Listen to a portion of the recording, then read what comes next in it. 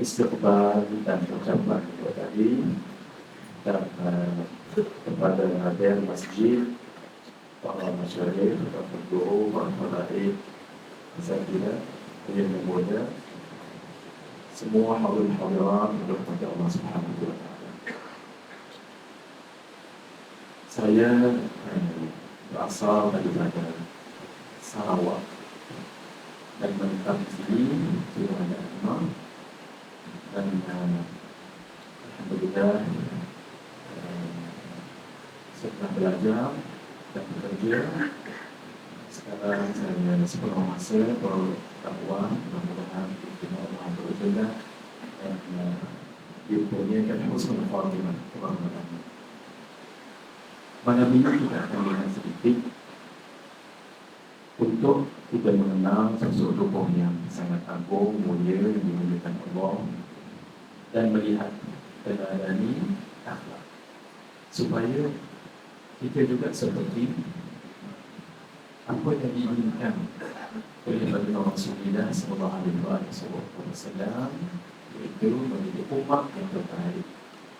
Umat yang terbaik itu dilihat dari segi akhlak. Akhlak ini sangat luas, akhlak kepada Allah, bersama insan, juga kepada hayawan, binatang, juga kepada anak isteri, pokok dan sebagainya. Karena itu kita ada guru kami Syekh Muhammad Nuruddin Abu Al-Hamzah Al-Fatih Hafizahullah wa matta'an nabi wa bi'ulum ta'bayin amin wa akram.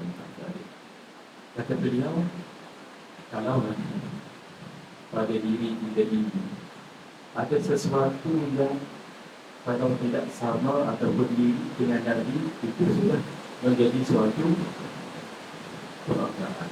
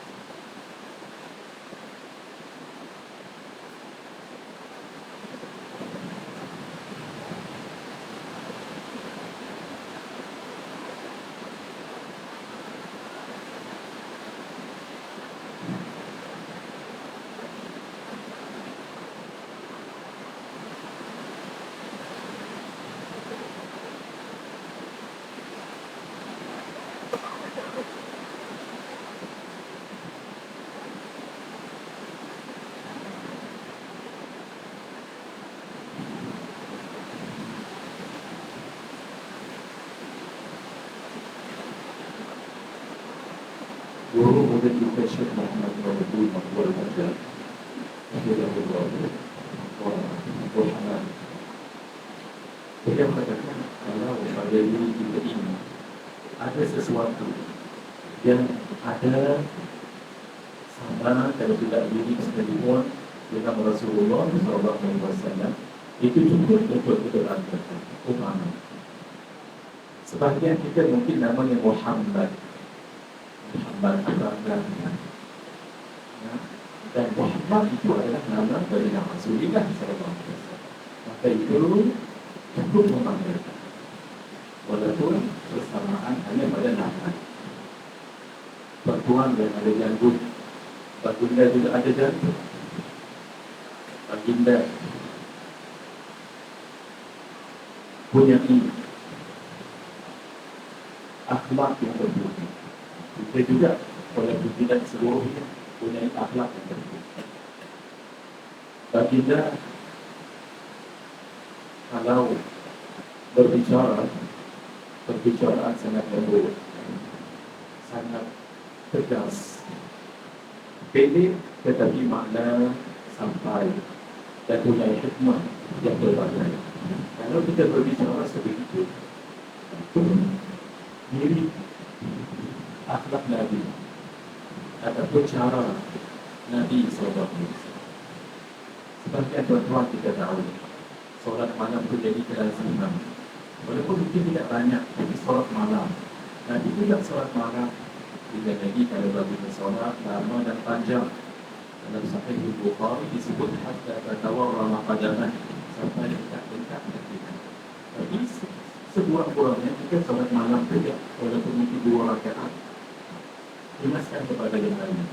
Apa sahaja yang ada pada Nabi, ada juga pada kita, walaupun mungkin tidak keseluruhan, itu menjadi suatu kebaikan. Tambah lagi, kalau kita berakhlak dengan akhlak Nabi, maka kerana itu, Al-Fakir ada menulis buku untuk saya dulu yang mengadani akhlak Nabi SAW. Dalam buku ini kita kumpulkan 160 hadis tentang akhlak Nabi, keinginan akhlak Nabi secara umumnya. Pada ini kita bicara 7 saja. Akhlak Nabi ada 46 dalam buku ini, kita bicarakan secara. Dan bagi semalam ini sangat baik, di mana pun diadakan, kalau tujuannya untuk kita belajar dan mendapat ilmu, itu sangat bagus. Kenapa? Sebab apapun yang dibicarakan, sesiapa pun yang membicarakan, di mana pun dibicarakan, kalau tentang Rasulullah SAW, pasti satu saja makna, iaitu kita ikut apa yang Nabi suruh, kita tinggalkan apa yang Nabi larang. Dalam bahasa ediknya ta'at. Jadi taat apa yang Nabi suruh, taat tinggalkan apa yang Nabi larang. Tapi tak mungkin taat kalau orang itu tidak cinta. Tidak mungkin dia cinta kalau dia tidak kenal. Tidak mungkin dia kenal kalau dia tidak tahu. Maka dengan ilmu kita akan kenal. Kita bicarakan dalam buku tentang sosok tubuh yang mulia ini, akhlak, pengorbanan. Baru kita kenal siapa dia. Dan kenal ini nanti akan membuahkan cinta. Orang kalau cinta baru dia taat. Bagaimana mungkin dia taat kalau tak cinta? Bagaimana mungkin cinta kalau tidak kenal pun tak? Dan kenal itu ditolong oleh ilmu. Ilmu sebegini kan? Kita baca kitab dapat ilmu, kita buat tadbirah macam ini dapat ilmu. Demikian kita dengan ceramah sama ada live, online. Itu semua dalam rangka untuk kita dapat ilmu, terutama ilmu untuk mengenal seseorang yang telah sangat terkenal. Malah itu kenal itu bukan sahaja oleh penduduk sufli, penduduk sufli bawah, malah juga penduduk ulwi, penduduk langit. Malah yang dikenal ini lebih mulia, terlebih mulia daripada para malaikat yang sangat dekat pada Allah. Sebab itu Al-Imam Al-Busiri menyebutkan bahwa belagul ilmi annahu basharun wa annahu khairu khalqillahi kullihi. Puncak ilmu mengenal Nabi Muhammad SAW itu manusia, bahkan baginda adalah makhluk yang paling afdal ala itlaq. Malaikat Jibril kalah dengan Rasulullah SAW. Maka dalam rangka untuk kita taat apa yang Nabi suruh kita buat, apa yang Nabi larang kita tinggalkan, itu mesti dahulu ada yang memacu ke arah itu, iaitu cinta. Dan tidak mungkin cinta kalau tidak kenal. Kenal itu perlu kepada ilmu.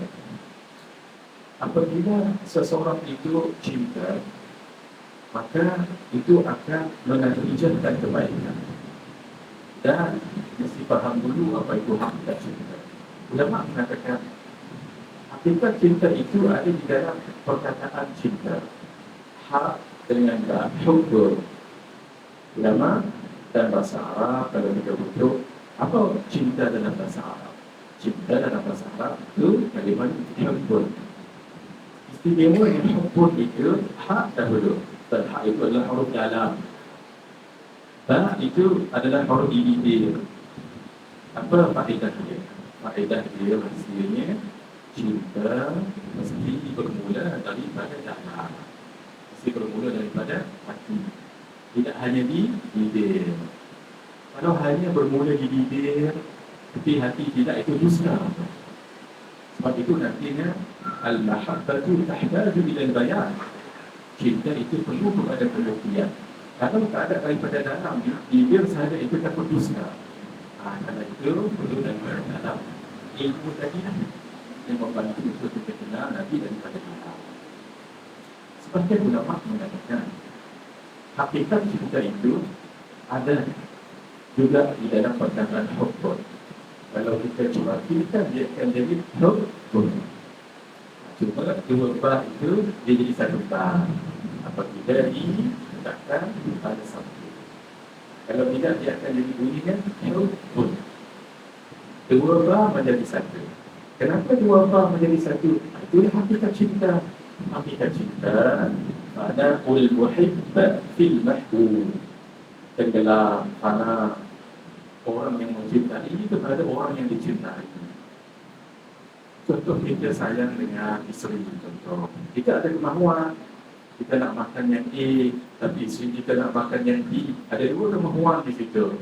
Akhir, tak apa kita mengalah sebab kita cintai isteri. Maka dua kemahuan itu menjadi satu. Seperti dua bah menjadi satu. Itu hakikat cinta orang yang mencintai kepada yang dicintai. Sebagian ulama mengatakan hubbun itu berasal daripada habbun. Habbun di biji benih. Jamak dia hubub. Jamak dia plural dia. Biji benih ini kita kena semai dahulu untuk dapat hasil. Bila disemai, jangan ditinggalkan, disirami, dibajari. Sama. Cinta Nabi mesti disemai seawal kanak-kanak ataupun umur, usia, muda. Disemai, kemudian disirami dengan ilmu, dibajai dengan salawat, dengan majlis maulid, dengan madaih, dengan pujian, supaya nanti pokok cinta itu ditumbuh sekarang dan tidak akan mekar. Kalau bunganya mewangi, kalau pokok tumbuhannya itu, maka dia mengeluarkan buah. Nanti kan wangian itu akan menyegarkan suasana dengan wangian bagus, harum. Kalau mengeluarkan bunga yang berwarna wangi, itu menyejukkan pandangan, mententeramkan hati dan perasaan. Kalau dia mengeluarkan buah, bukankah nanti boleh dimanfaatkan dimakan, memberi kepuasan kepada jasmani. Itulah cinta. Itulah hakikat cinta kepada Rasulullah sallallahu alaihi wasallam. Mesti disemai, mesti disirami. Ini majlis malam ini untuk kita menyirami lagi, supaya pohon cinta itu kita berbuah, pohon cinta itu berwarna. Karena itu orang yang cinta akan dapat dua kelebihan besar. Satu, kita mendorong untuk taat. Lau kana hubbuka sadiqan la ta'tahu innal muhibba liman yuhibbu muti'u. Sekiranya cintamu benar, pasti kamu akan taat padanya. Sesungguhnya orang yang mencintai akan taat kepada siapa yang dia cintai. Baru benar. Dan orang yang cinta ini titip mahal, akan dikumpulkan bersama dengan orang yang dia cintai. Al-maru ma'aman ahabba. Seseorang akan dikumpulkan bersama dengan siapa yang dia cinta. Kalau kita cinta ulama, dikumpulkan dengan ulama. Kalau cinta dengan Rasulullah sallallahu alaihi wasallam, dia akan dikumpulkan. Walaupun nanti tidak semua sunnah Nabi kita buat, malah kadang-kadang kita buat sesuatu yang tak patut kita buat. Tapi kalau cinta itu harga mati. So, walaupun kita tahu kita ini banyak kekurangan, ketaksiran, tapi dalam bab cinta Nabi jangan sebarang. Kalau ada orang mengecil-ngecilkan Nabi, sanggup kita pertaruhkan nyawa dan apa yang ada untuk kita defend dan pertahankan Nabi. Itu cinta.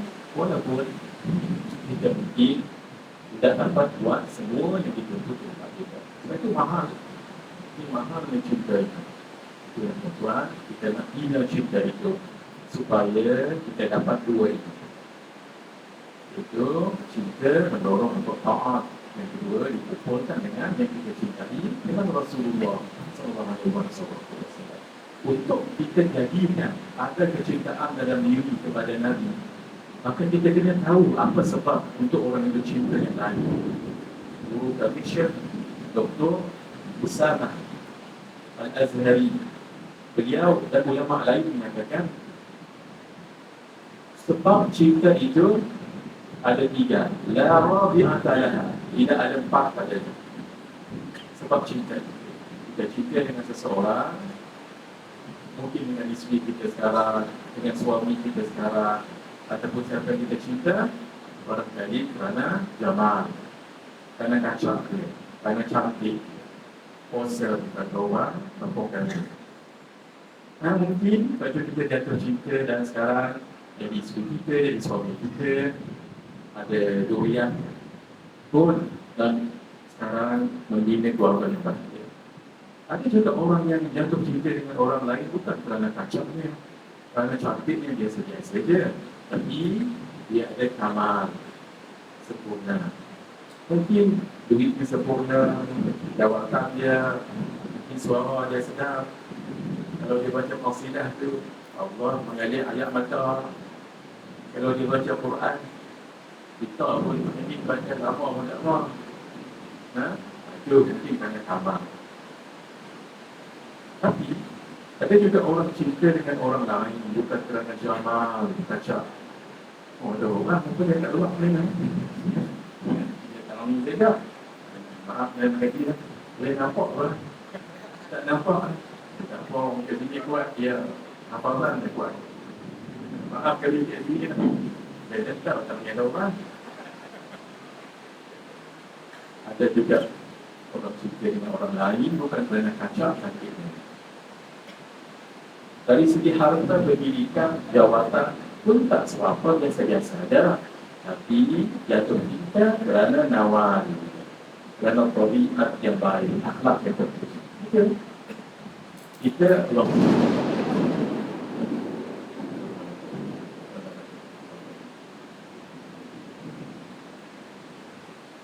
dengan isteri kita cuba lihat. Kalau tak ada, 3 ni mesti 2 je. Dekat.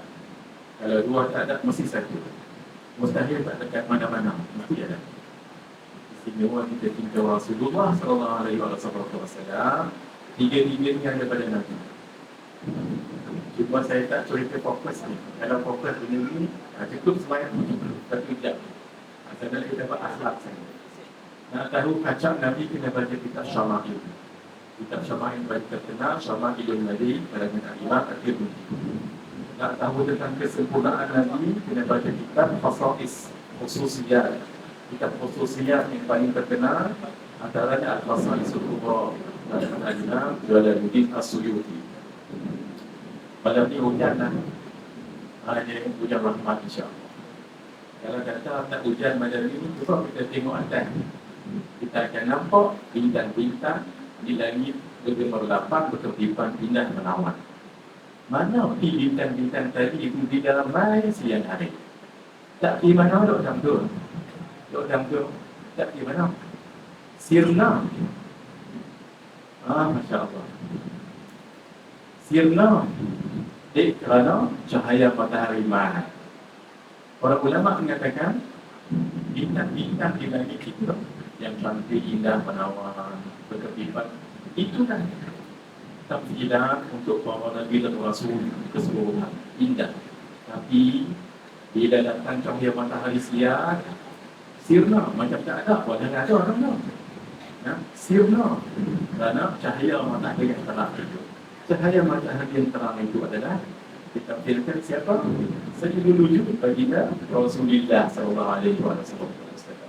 Apa kurangnya Nabi Ibrahim? Khalilullah. Apa kurangnya Nabi Musa? Kalimullah. Apa kurangnya Nabi Isa? Ruhullah. Tapi banding dengan Nabi SAW, Al-Imam Abdul Rahim Al-Bukhari, beliau menyebutkan لَإِنْ كَانَ إِبْرَاهِيمُ خُصَّ بِخُلَّةٍ فَهَذَا النَّبِيُّ أُوتِيَ حُبَّهُ وَقُرْبَهُ وَإِنْ كَانَ فَوْقَ طُورِ مُوسَى مُكَلَّمًا فَأَحْمَدُ جَازَ السَّبْعَ فَاحْتَرَقَ الرُّشْدَ. wa in fajjara yabu'a Musa min al-'asa fa ahmadu awa min analihi raghban wa in kallama al-abwana Isa bin Maryam fa ahmadu fi yumnihi sabahatil hasbah. Kata beliau, kalau Nabi Ibrahim dipilih Allah menjadi Khalil, Khalil ni peneman, bukan peneman macam ni. Maksudnya Allah daripada peneman. Allah tidak bertema, tidak bersisi, tidak atas bawah, tidak dalam alam, tidak di luar alam. Wasani'ul alam la yahwihi qudrun ta'ala Allahu an tashbih qad kana mawjudan wa la makana wa hukmul alam ala makana subhanahu jalla 'anil makani wa 'azza an taghayyur az-zamani qad ghala wa zala fil ghuluwi man khassahu bi jihati al-'ulumi wa hasara sani'a fis sama'i wal 'arshu fawqa al-ma'i وأثبتوا لذاته التحيز قد بلغ التشبيه بما جوزا. Ini akidah ahli sunnah wal jamaah. Akidah yang ditulis oleh Syekh Muhammad Hibbatullah Al-Barmaki dan beliau bagikan kepada Sultan Salahuddin Al-Ayyubi. Sultan Salahuddin Al-Ayyubi suruh 4 wilayah yang ada negara Syam. Syam itu dulu, kalau sebut Syam, Syria, Palestin, Jordan, Lebanon.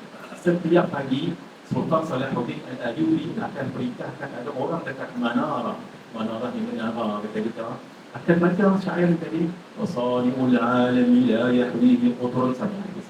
Nak tunjuk Allah tidak bertempat, tidak bersisi depan belakang kanan kiri atas bawah, tidak di atas arasy, di atas langit. Itu akidah yang batil. Kerana itu ayat-ayat nas-nas mutasyabihat itu mesti dirujuk kembali kepada ayat muhkamat sehingga al-zahir laisa dimurad.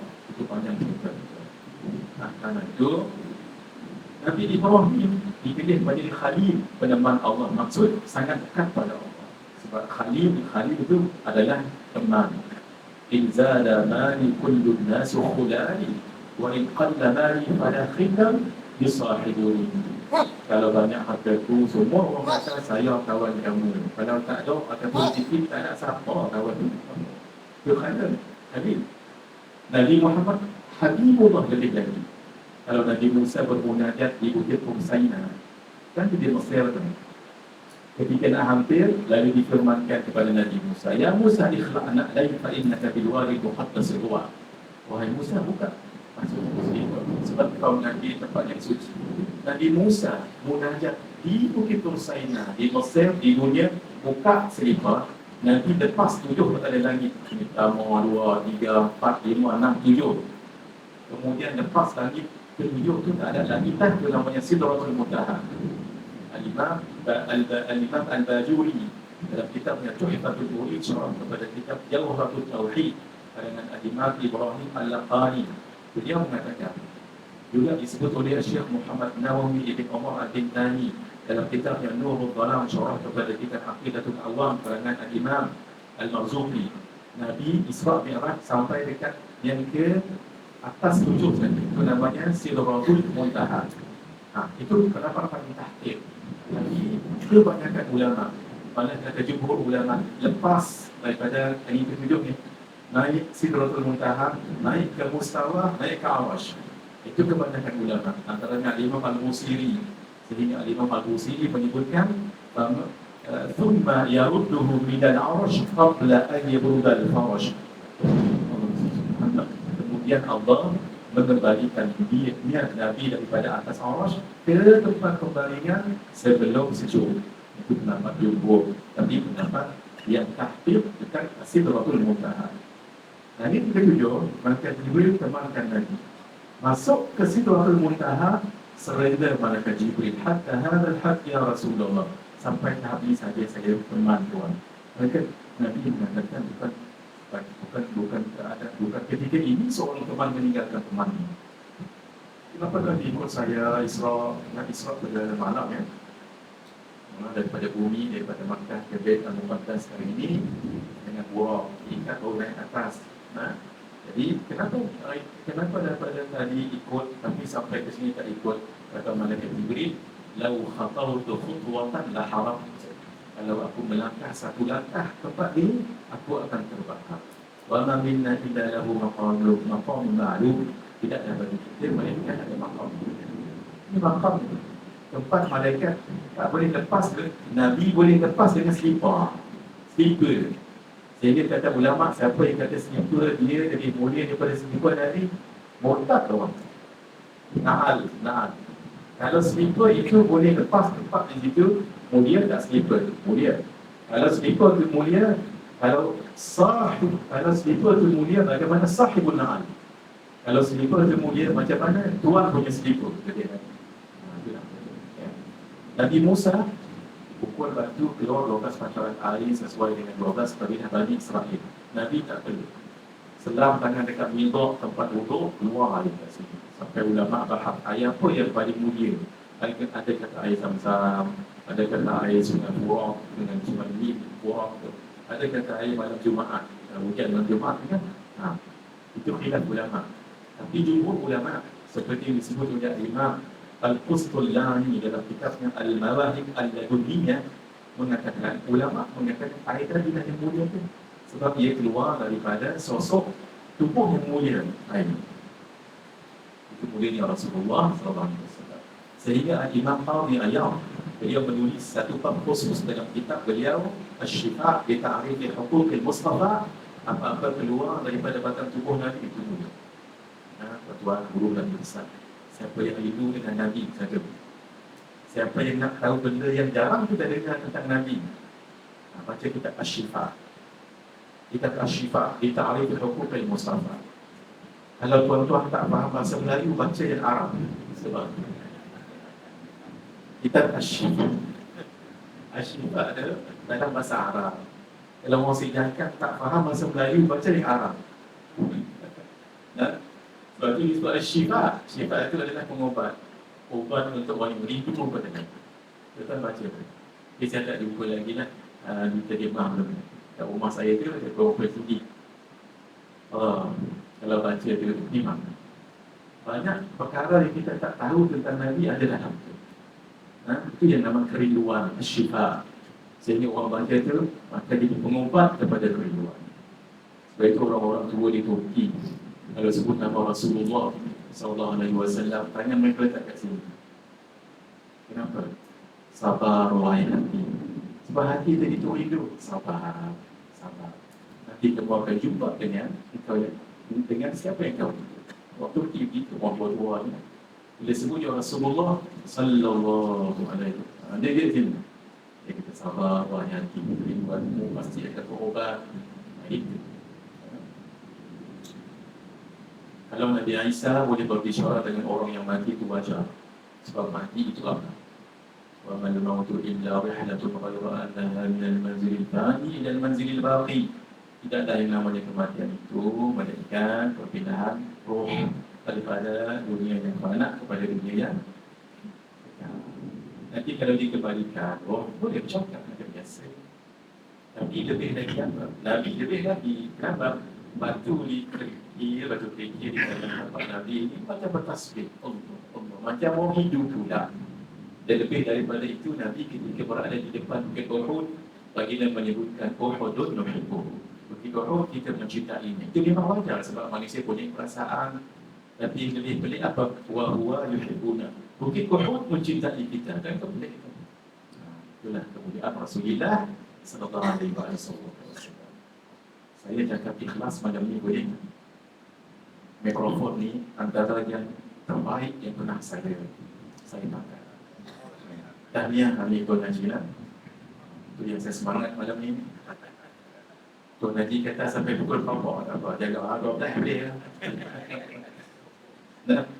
Tahniah Ustaz akan berceramah. Kalau mikrofon sedap, dia ilham tu mana? Dia kalau mikrofon dia batuk-batuk 2 jam tinggal 20 minit. Misalnya kalau ikhlas apa? Dia sebenarnya menguji tak boleh berdepan. Tapi mikrofon malam ni saya rasa antara yang mantap lah. Antara yang saya pernah pergi ke banyak surau, walaupun surau tuan-tuan nampak sederhana. Tapi Alhamdulillah boleh pastikan ini saya ucapkan tahniah. Kalau Syekh Nuruddin mau 3 jam. Sebab memang begitu. Tahniah Tuan Haji dan semua di Tuan Kuasa. Biarlah kita jangan Bila sangat bab psikolognya, kita infak dengan ekornya, dengan kalau kita apa ni solat dalam keadaan panas, kita cepat mengantuk. Kalau ada ekor seperti ini, pasti itu masya Allah tambah lagi. Ini sangat penting sekali. Tambah lagi ada ni, masya Allah tambah. Saya kalau nak jemput, kalau ada LCD macam ni, saya suka juga. Sebab pengalaman saya baru je saya macam gini, itu lagi baru. Kalau berceramah sama-sama yang dibantu ni kali-kali, boleh nanti kita juga nampak sebab dalam ilmu psikologi, kalau orang tu didengar dan dilihat apa yang disampaikan, dia lebih lagi, ya. Saya penyelamat pun dalam pukul 12 ya. 4:30 dah. Betul lagi dah masuk isyak kita. Kalau masuk isyak, besar guru saya Syekh Nuruddin, kita ada dulu lah. 2 minit lagi. Saya sebab kalau ada setengah tempat dia tak ada TV kat rumah. Dia mengharapkan ini itu pesan guru saya Syekh Nuruddin. Dalam ceramah maghrib dengan isyak masuk waktu kita ada. Kemudian kita solat lah. Ya. Pentingnya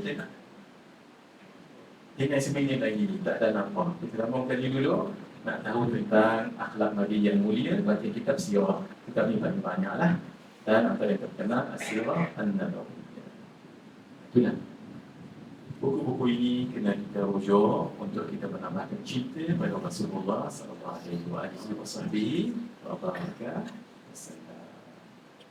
Silakan sampai yang tak sempat, silakan. Saya berhenti dulu, kita akan lagi sama-sama.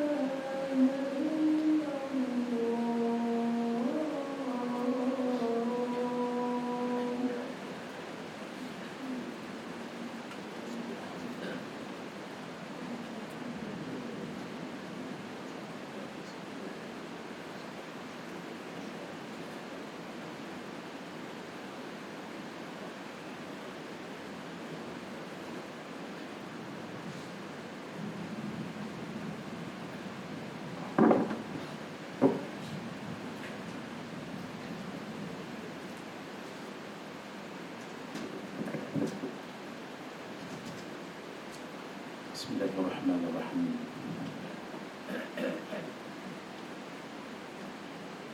Kalaulah tidak ada ayat ataupun hadis lain yang memberitahu ketinggian akhlak Nabi SAW dan keluhurannya, keagungannya, maka cukup dengan perakuan daripada Allah yang Maha Bijaksana, yang Maha Mengetahui. Wa innaka la'ala khuluqin 'azim. Ayat ini, dan sesungguhnya kamu wahai Muhammad benar-benar berbudi pekerti yang agung. Ayat ni kalau nak syarah ini cukup 1 jam. Ayat ni saja. Sebab setiap satunya itu ada orang ketuk gini tu. Dekat biji.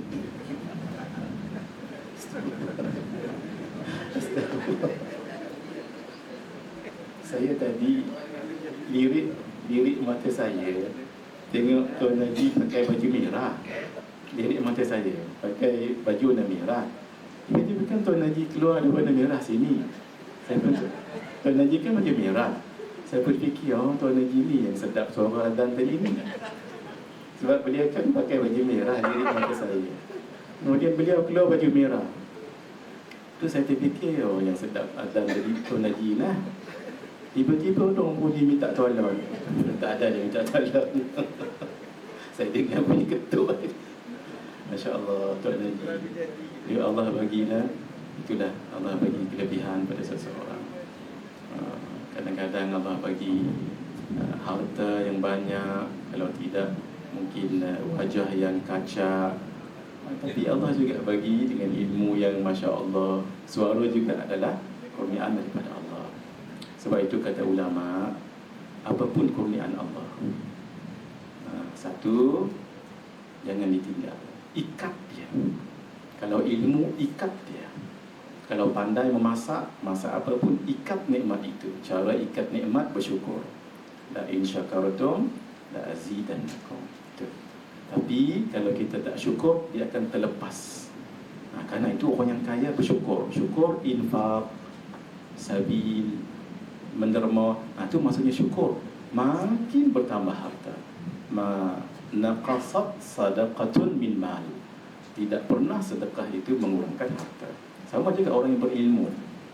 Sebab itu pesan guru kami Syekh Ahmad Fahmi Zamzam Al-Banjuri Al-Nadawi Al-Maliki. Beliau kata, jadilah ulama Rabbani. Ulama Rabbani 3 ciri. 1, dia berilmu. 2, dia beramal. 3, sampaikan ilmu. Bila sampaikan ilmu, itu tanda syukur. Bila syukur, dia mengikat nikmat ilmu tu, makin dia bijak, makin dia pandai. Guru kita, saya tengok guru-guru kita kami, bila masa baca tak tahu, bila membaca tu tak tahu, tapi keluar hadis, keluar Al-Quran, keluar Masya Allah. Itu tadi. Kenapa? Kerana nikmat tu diikat. Bila diikat, dia tak lari, malah bertambah. Tapi kalau kufur, dia akan lepas. Itulah ya. Jadi syukur itu mesti ditambah, mesti diikat supaya bertambah. Wa innaka, kalau kita nak syarah satu-satu memang panjang. Sebab ia penuh dengan balaghah, penuh dengan isyarah, penuh dengan hikmah. Wa inna tu kalau bahasa Arab ni huruf taukid ataupun huruf ta'kid, sesungguhnya. Apabila ada sesungguhnya, selepas itu mesti perkara yang penting. Tambah lagi ka. Kenapa tak disebut wa inna Muhammadan? Dia guna dhamir mukhatab, bukan dhamir ghaib. Kita belajar kata ganti diri pertama, kedua, ketiga kan. Bila disebut yang kedua tu namanya mukhatab. Mukhatab ini yang berdepan. Allah Subhanahu Wa Taala seolah-olah wa innaka, seolah-olah Nabi di hadapan pula, seolah-olah sebab dhamir mukhatab. Maha suci Allah daripada berdepan, belakang, kanan, kiri, atas, bawah. Ni nak menunjukkan apa? Dekatnya Nabi. Ini ada rahsia ni. Kalau kita rujuk kitab Al-Ghunyah li Talibi Tariqil Haq karangan Syekh Abdul Qadir Al-Jilani, beliau menukilkan apa yang disebutkan oleh Al-Imam Al-Hasanul Basri. Imam Hasan ini kerana terkenal seantero Basrah. Dia ada dua, satu Busrah dekat Syria, satu lagi Basrah dekat Iraq. Terkenalnya Imam Hasan ini seluruh seantero Basrah sehingga dipanggil Al-Hasanul Basri. Beliau menyebutkan orang yang beriman ketika Allah khitab, sama ada khitab suruh ataupun khitab larang, itu gembira. Ya ayyuhalladzina amanu, wahai orang yang beriman. Sebab kalau khitab begini, khitab itu mesti orang itu ada di hadapan. Kita takkan bagi arahan kepada orang yang di rumah tu, kamu nanti buat nasi lemak ya, orang tu dekat rumah. Kita takkan kata begitu. Kalau kita bagi arahan sebegitu, 3 hari viral. Betul ke haji ni? Bercakap seorang-seorang. Sebab bagi arahan pada orang yang tiada, mesti orang itu ada. Ketika Allah menyebut ya ayyuhalladzina amanu, itu khitab, wahai orang-orang yang beriman, seolah-olah kita berdepan dengan Allah. Maha suci Allah daripada berdepan. Itu maksudnya kedekatan. Itu telah menjadikan orang yang beriman itu penuh dadanya, seolah-olah sanggup lagi Allah berbicara dengan dia. Itu yang dirasai. Itu sebab itu bila khitab itu sangat mahal.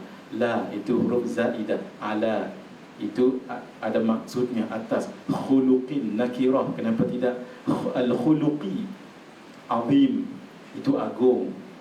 Kita kalau puji orang akhlaknya bagus, kita akan kata akhlak awak baik, akhlak awak bagus, akhlak awak terpuji.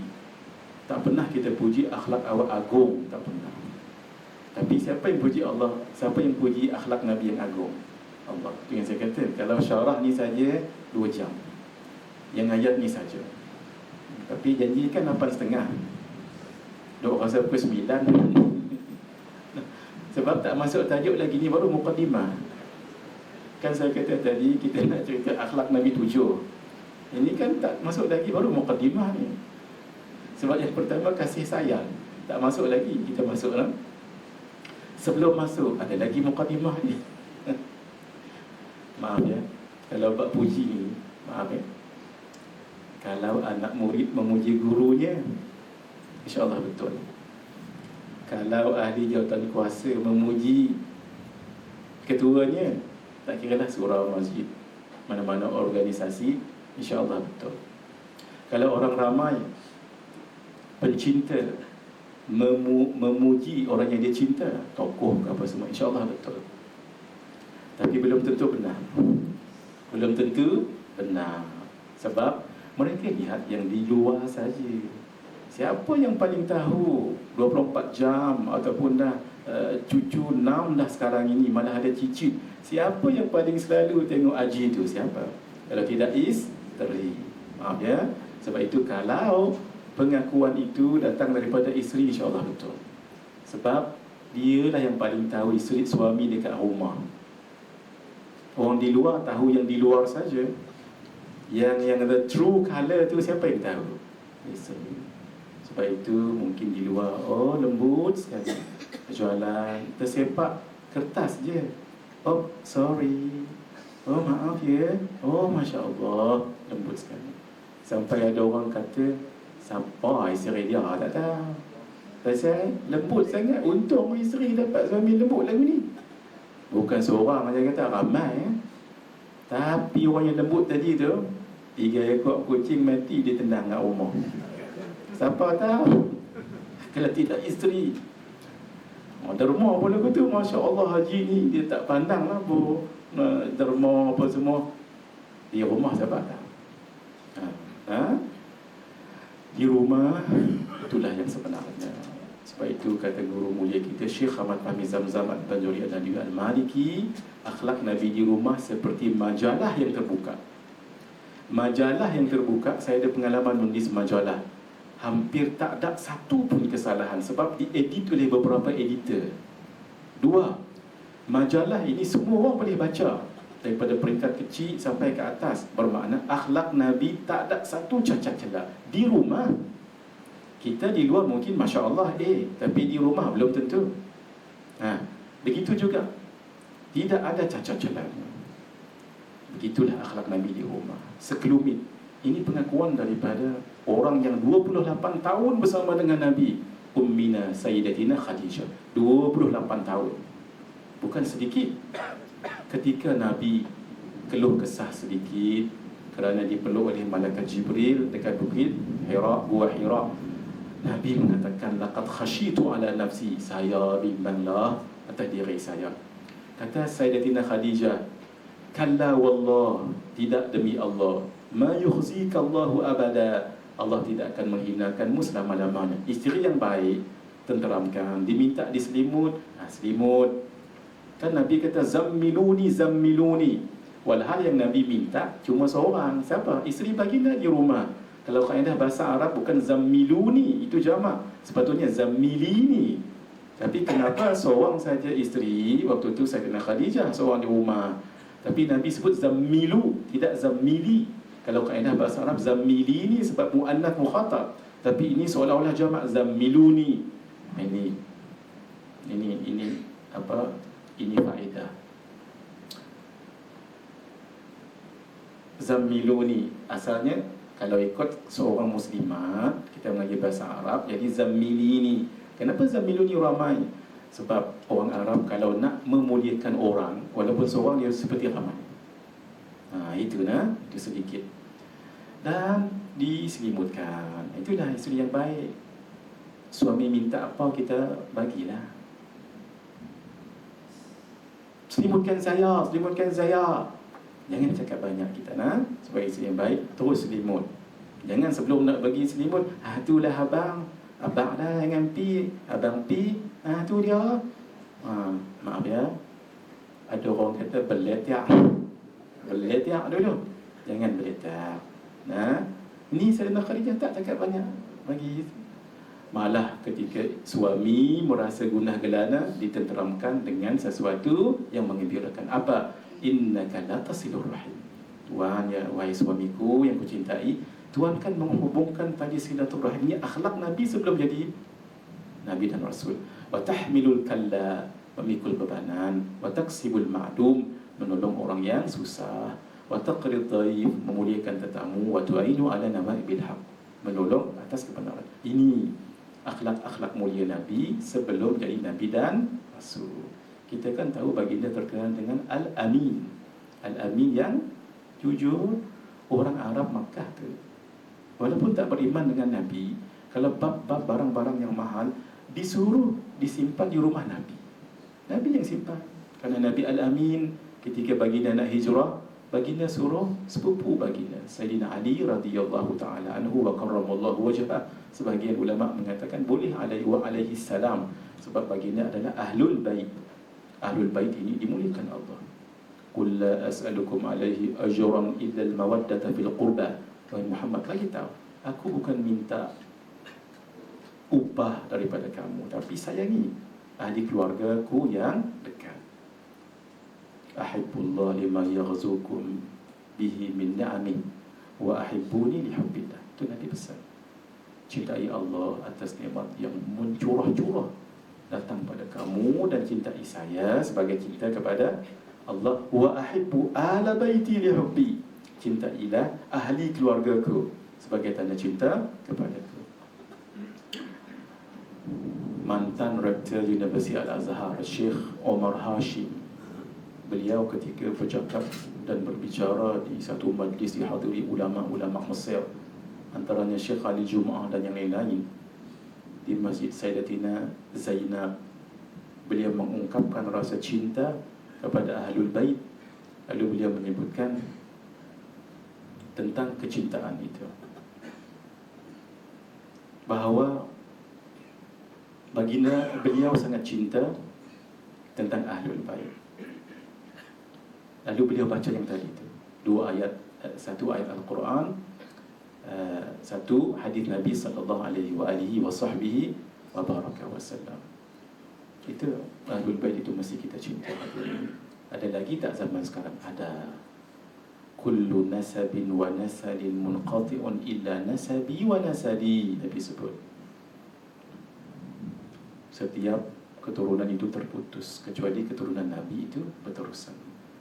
Lalu beliau mengungkapkan, qala li qaidun ra'aituka tahwa ala taha wa da'iman tartajihim kana haqqan 'alayka an taqdiya al-umrah madihan fihim wa fi man yalihim. Qultu, kata beliau, mada aqul wal kaunu turran yastamiddul ata'a min aydihim ayyu ma'na lil madhi minni wa qad ja'a al kitabul aziz bil madhi fihim ana, kata beliau, la astati'u amdahu qauman kana jibril khadiman li abihim.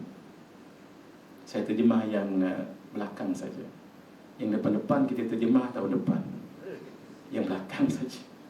Saya tak layaklah untuk memuji Ahlul Bait, tak sampai tahapnya. Kenapa? Malaikat Jibril jadi khatam kepada Nabi Muhammad SAW. Siapa Malaikat Jibril? Malaikat Jibril ketua pada malaikat. Siapa malaikat? La ya'sunallaha ma amarahum wa yaf'aluna ma yu'marun. Itu paling mulia sekali. Ini akhlak Nabi yang sangat mulia. Siapa yang mengaku tadi? Sayyidatina Khadijah, 28 tahun, tak ada cacat celah. Ini orang yang selalu mendapat giliran 2 malam. Nanti di akhir slide saya ni, saya ada ambil satu gambar yang dekat Museum Madinah. Rumah isteri Nabi betul-betul sebelah masjid. Sebab itu dalam kitab Syama'il, tuan-tuan baca kitab Syama'il mesti baca syarah untuk lebih jelas. Dalam kitab Syama'il, tuan-tuan akan jumpa 2 fakta. Satu, setiap selepas asar, Nabi akan pergi ke setiap rumah-rumah isteri baginda dan akan bermalam di rumah yang malam tu menjadi giliran. Satu. Setelah malam tu menjadi giliran, selepas isyak, macam isyak kita ni, semua isteri-isteri Nabi akan berkumpul di rumah satu tu tadi dalam setengah jam, dalam 1 jam, untuk berbincang, untuk bergurau-gurau senda, mesra. Kemudian pergilah ke rumah masing-masing. Kalaulah rumah tu jauh-jauh, macam mana mungkin begitu? Sebenarnya rumahnya itu dekat-dekat. Sekejap lagi saya akan tunjukkan. Tak sampai lagi tu kata muqaddimah pokoknya. Sekejap lagi saya tunjukkan, supaya tuan-tuan dapat tasawuf. Patutlah Nabi mencium isteri baginda setiap hari, sebab rumah dekat-dekat. Gitu ya. Yang selalu dapat giliran 2 malam, Ummina Sayyidatina Aisyah. Sebab ketika baginda kahwin dengan Ummina Sayyidatina Saudah binti Zam'ah, kita selalu sebut Saudah, dia sebenarnya Saudah. Umur Sayyidatina Saudah 65 tahun. Satu riwayat 66 tahun. Ini nak menunjukkan Nabi kahwin bukan kerana hawa nafsu, tapi kerana wahyu. Selalu Ummina Sayyidatina Saudah bagi giliran malam beliau kepada Sayyidatina Aisyah, sebab rumah dekat-dekat je.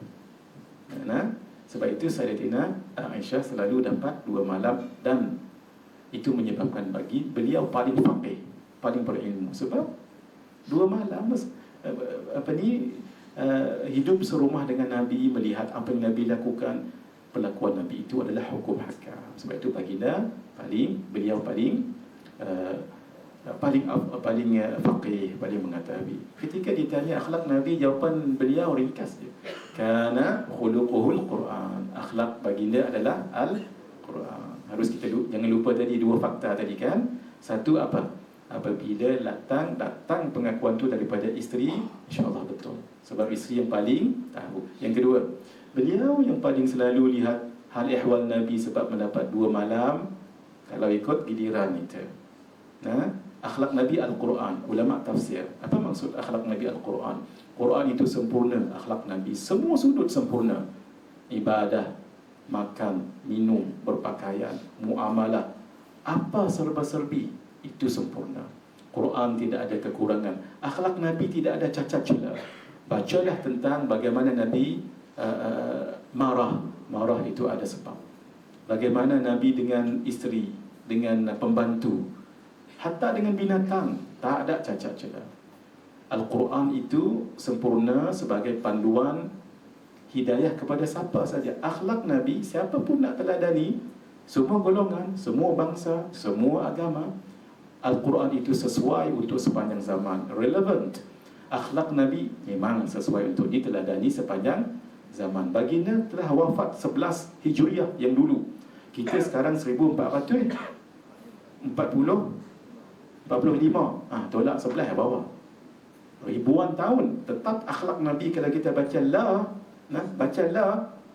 sampai la, sampai hari kiamat boleh kita guna. Itu mulianya akhlak Nabi.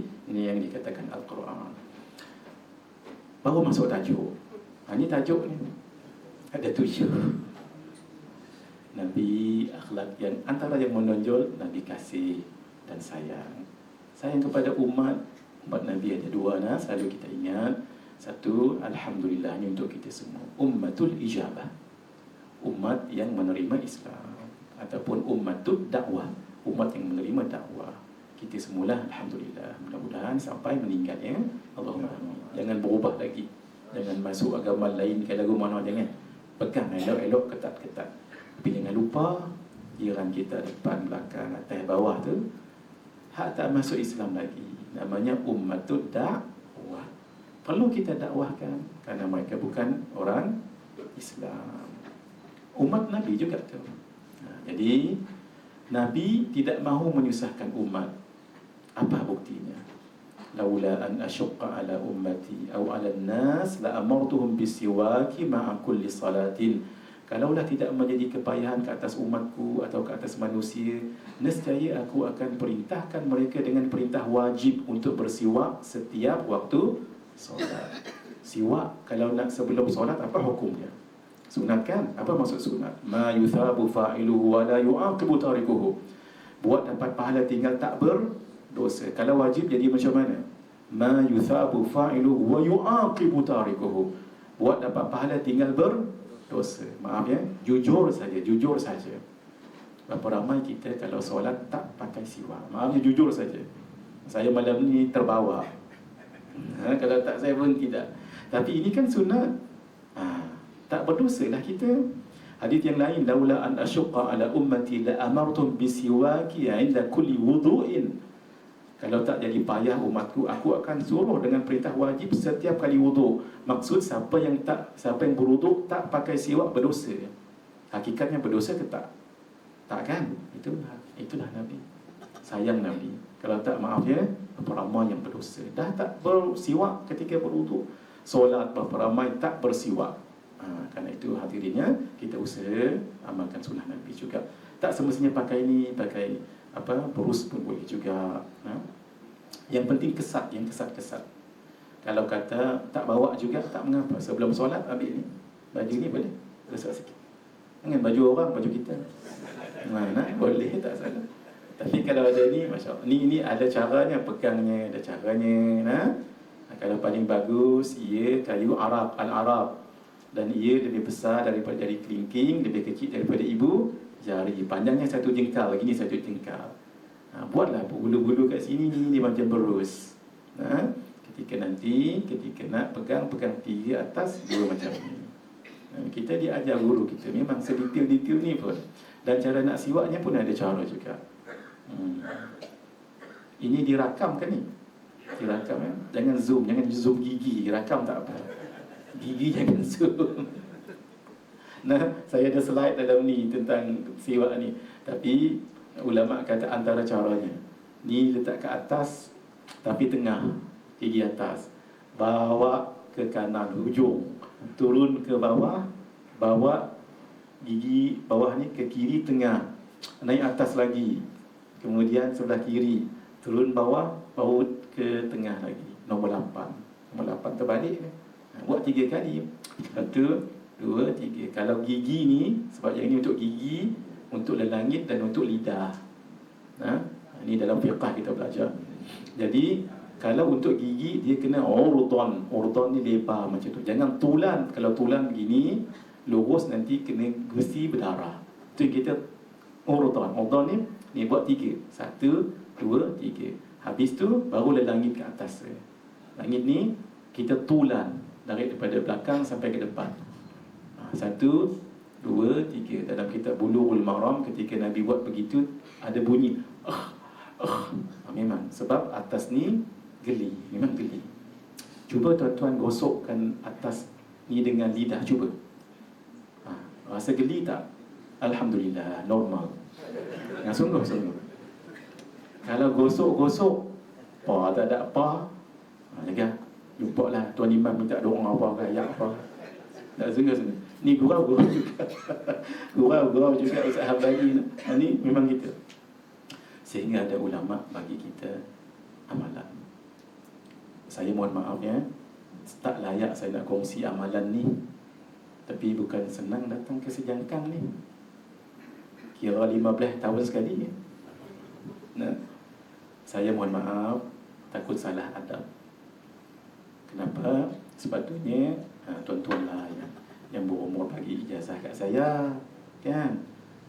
Tapi ada satulah amalan yang guru kita bagi untuk sama-sama kita juga. Terlebih dahulu saya mohon maaf bukan niat saya nak bagi ijazah. Dah tersebut tadi, jadi kena ni jugalah. Sekadar kongsi saja. Guru kita bagi tahu begini. Maaf, terlebih dahulunya bukan nak ijazah, tapi untuk kita kongsikan amalan. Ada satu amalan nak bagi malam ni ke tahun depan? Malam ni lah. Guru kita bagi satu faedah. Faedah ni macam betul lah. Kalau nak mengelakkan daripada makan, minum benda yang mungkin takut dalam tu ada sesuatu. Dia termasuklah makanan, minuman, buah-buahan, apa saja yang makan-makan. Dan guru kita pesan, kalau rasa hati itu tak tenteram, macam takut ada orang buat benda tak elok ke, makhluk halus ke, sihir dan sebagainya, sebelum nak makan tu baca dulu surah Quraisy.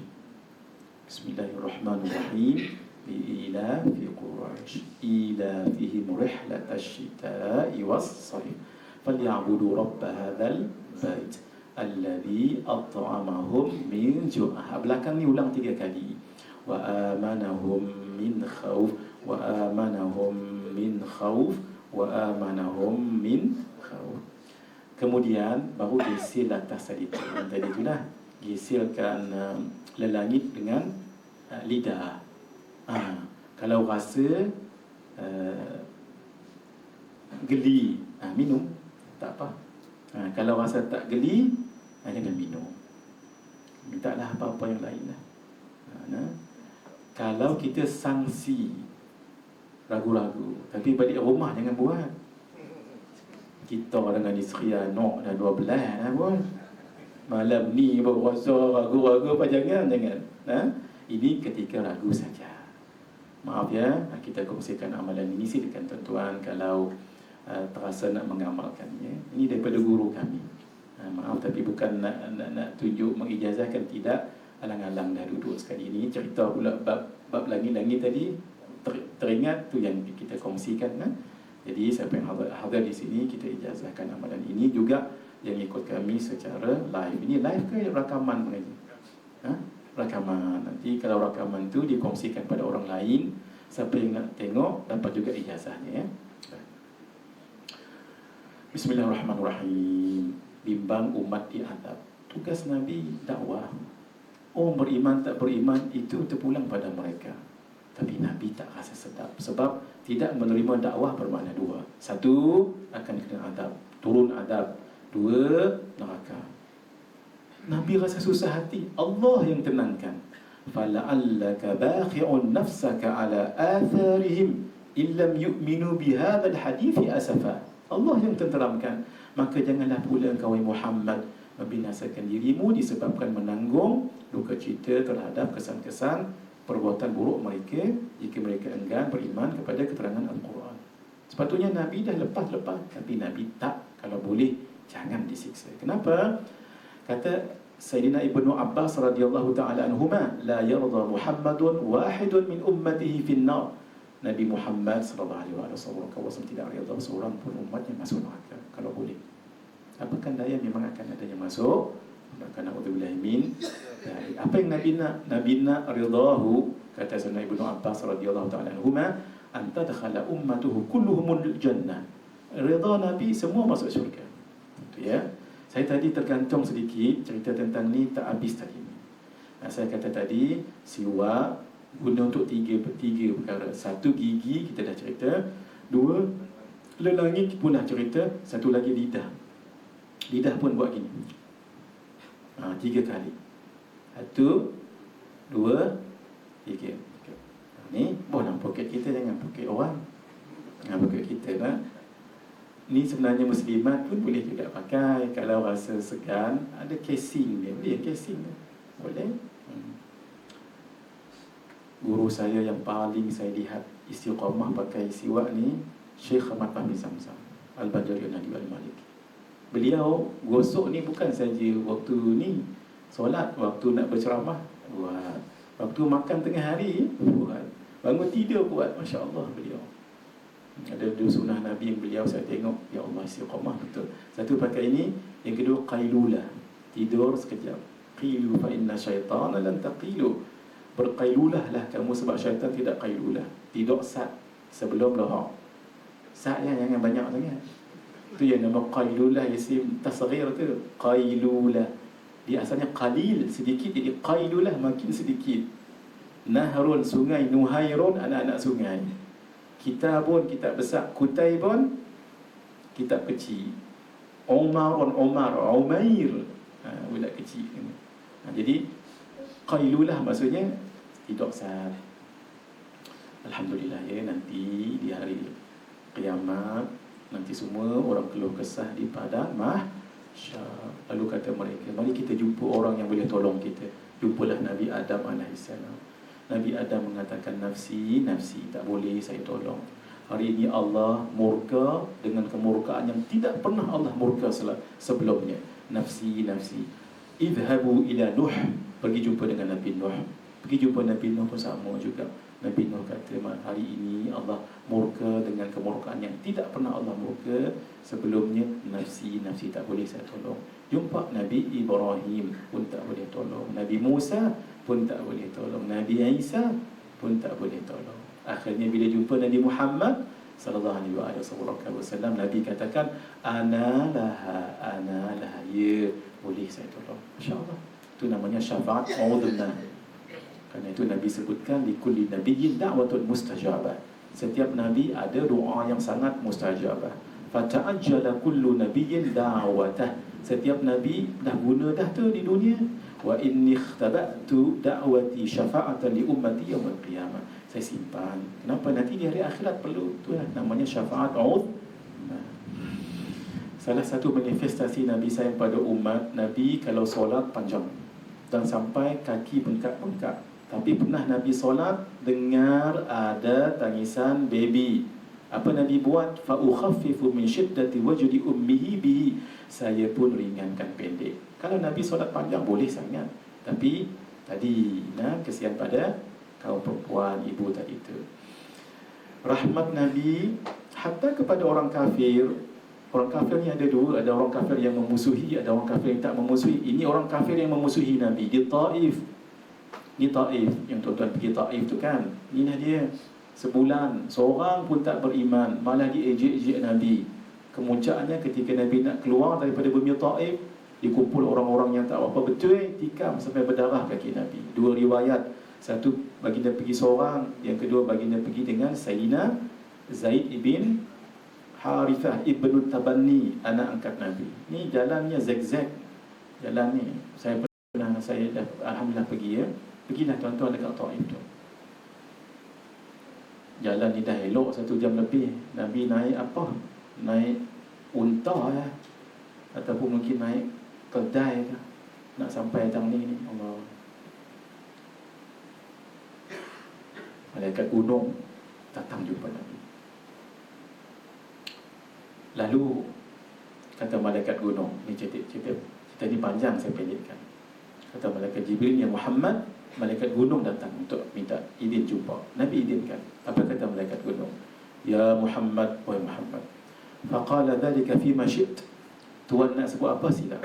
In syi'ta an utbiqa alaihimul akhshabain. Kalau Tuan perintah saya lah untuk ambil 2 gunung ni, hempap kepala orang Taif, saya akan buat. Nabi tak. Kalau Nabi kata ya, tuan-tuan tak boleh ziarah Taif zaman lah ni. Kenapa? Hilang Taif di atas muka bumi Saudi. Tapi kesabaran Nabi, bal arju an yukhrijallahu min aslabihim man ya'budu Allah wahdahu la yusyriku bihi syai'a. Kalau lah mereka tak beriman, tak apalah. Tapi anak cucu cicit mereka nanti boleh beriman, yang akan menyembah Allah sahaja dan tidak syirik padanya. Ini satu isyarat, kata Sayyid Muhammad ibn Alawi ibn Abbas al-Maliki al-Hasani al-Makki. Kata beliau, jadi pendakwah kena sabar. Kalaupun sekarang orang tak terima, jangan-jangan anak dia nanti jadi orang yang kuat menerima dakwah. Kalau tidak pun cucu. Kalau tidak pun mungkin cici. Lepas cici apa? Guru saya kata, anak, cucu, cicit, lagi ciot, satu lagi cocok. Guru saya Babali Skam, dia sebutkan cucu kan, anak, cucu, cicit, cocok lah dia kata. Ala kulli hal, ini kita mesti sabar, tapi syarat kita mesti benar. Orang cocok kita, zaman sekarang ni kita insaf lah, tak segan-segan komen pada ulama-ulama. Walhal ulama-ulama ini, Masya Allah tuan-tuan ini, sudah malakah fiqhiyah. Kalau boleh lah, memang boleh jadi mufti dah, kerana kealimannya. Puluhan tahun belajar talaqi, malah diakui oleh guru-guru tentang kealiman guru kita ini. Mereka ini untuk alim bab fiqah, dia kena baca satu kitab usul fiqah, namanya Al-Luma'. Al-Luma' nama dia, Al-Luma' fi usulil fiqh. Nama kita tu Al-Luma'. Guru-guru kita ni Al-Luma' sampai Luma' pun tak berani juga nak fatwa, kerana bukan senang berfatwa ini. Sebab Nabi sebut qadhi ada 3. Qadhiyani finnar. Qadhi tu ada 3. 2 qadhi masuk neraka. Ada 3 qadhi. Qadhiyani finnar. Bukan qadhi kat sebelah yan, bukan. Qadhi kat sebelah yan dekat Kedah, bukan. Kalau ada 3 qadhi, qadhiyani finnar, 2 qadhi masuk neraka. Sebab bab hukum tidak boleh sekarang. Kalau saya berbicara sekarang tentang sesuatu, silakan untuk memetik ini pendapat mazhab ini, pendapat mazhab ini, pendapat mazhab ini, jumhur dan sebagainya, silakan. Tapi ketika berfatwa tak sama. Dia etika fatwa. Sebab itu bab fiqah ini bukan sebarang. Bab fiqah kena bagi dengan fuqaha, bukan muhaddithin. Sebab itu Imam Syafi'i menyebutkan,